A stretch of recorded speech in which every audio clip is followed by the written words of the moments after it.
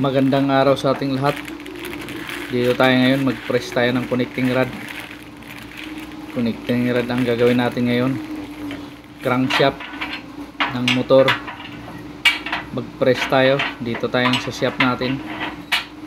Press natin yung connecting rod. Ito. Baklasin muna natin yung kanyang bearing.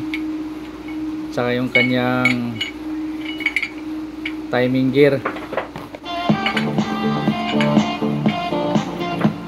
Panoorin muna natin yung gagawin para makita natin kung paano baklasin, tanggalin yung kanyang bearing at saka kanyang timing gear.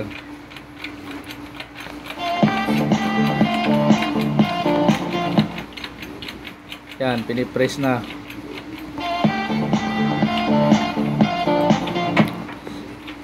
Yan, tanggal na yan. Pipress lang yung kanyang kailangan mayroon kang gamit na pang-ipit para ma-press siya.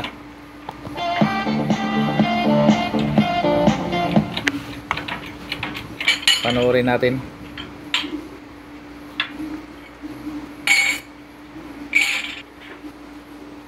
Yan, tanggal na yung kanyang timing gear. Itong bearing naman,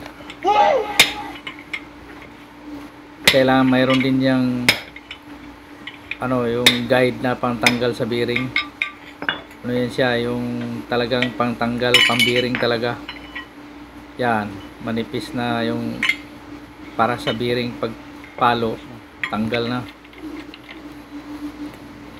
Yan, yung connecting, yung pin naman tanggalin natin. Yung kabilang side.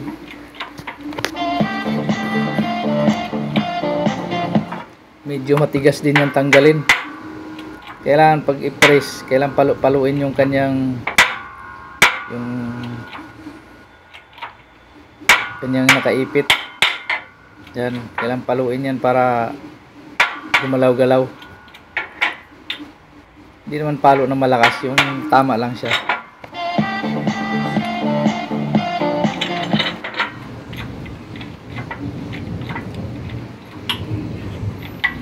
Yan, tanggal na yan.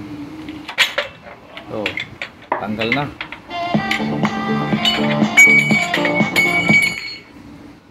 Yun, tanggal na yung kabilang side. Ito na lang kabila. Yan, yung pin na lang natira.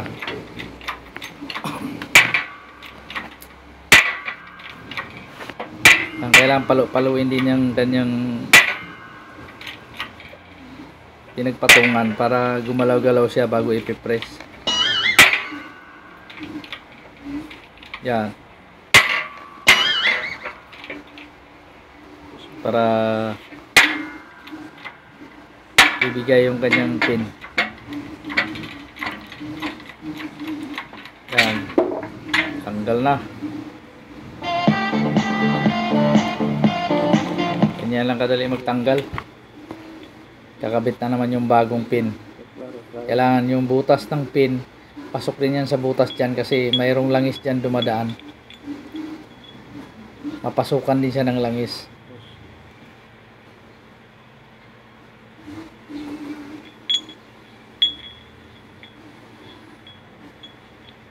Tapos pag ibalik, lagyan din ng konting langis para medyo madulas naman siya. Ganyan lang. Pero medyo matigas din kasi yan, lalo na yung mga malalaking yung mga TMX, Braco, lalo dyan matigas. Yan, malambot lang yan kasi City 100 lang to. Medyo malambot lang siya.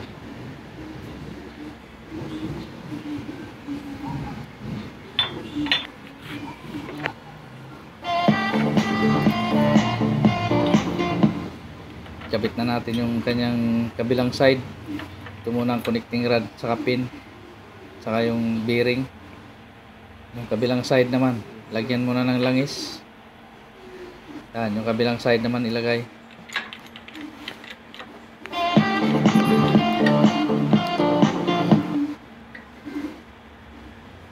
I-press lang din. Kailangan tingnan din kung pantay na ba yung pagka-press niya. Sakto lang ba?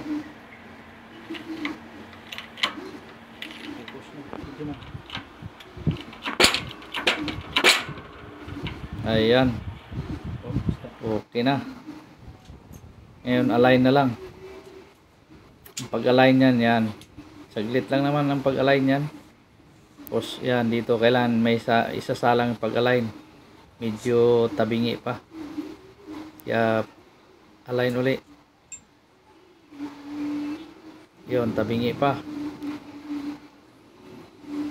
Lagyan muna natin ang bearing.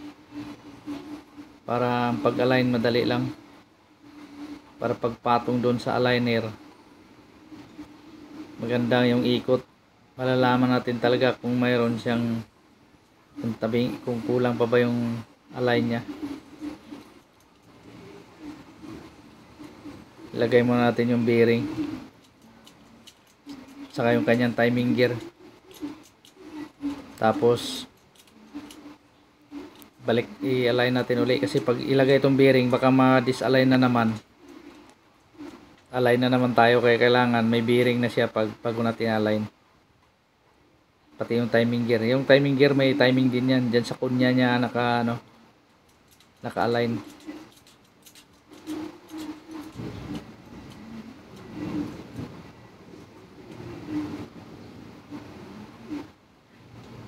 Yun. Oh, kulang pa sa align. Medyo tabingi pa yung ikot. Kaya ganyan lang yung mag-align.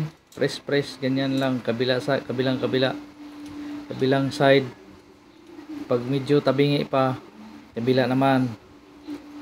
Hanggang mapantay sila lahat. Hanggang magkaparehas na sila ng ikot.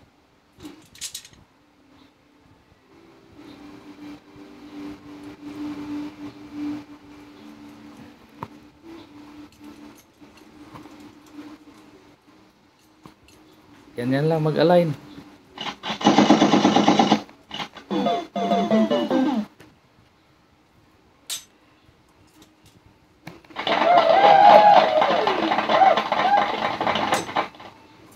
Ganyan lang, align na yan. Kunti na lang align yan. Kunting ano na lang, oh, align na. Oh, di ba? Oh, align na. Dali lang, di ba? Okay. Ang ginamit natin na connecting rod ay Makoto brand. Magandang klase na yan. Matibay.